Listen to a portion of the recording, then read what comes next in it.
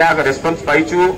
सबू जिलूर ही सामाजिक बंधु मैंने समस्त भर आग्रह अच्छी आशा अच्छी बलांगीर ठू आरंभ करी मालकानगिरी पर्यंत एपटे सुंदरगढ़ ठू आरंभ करी अच्छी गजपति जिला पर्यंत सबू जिलूर बंधु मैंने आसछंती दीर्घ पथ अतिक्रम करके गोटे निशारे जे निशा और आशारे जे किसी ना किसी गोटे सफलता मिलिबो एवं जोटा सेमानकर वृत्तिगत कार्य संपादन में सहायक हम आमे नक्सल प्रभावित अंचल जो सांबादिक बंधु मैंने काम कर सुरक्षा को लेकिन आम निश्चित भाव में उद्विग्न अच्छु जो भाव में सांबादिक मान को आक्रमण कराऊँच भारत वर्ष आक्रमण कराऊँच किसी कम नुहे किसी दिन तले बलांगीर जो घटना घटी जड़े सांबादिक को अमानसिक भाव में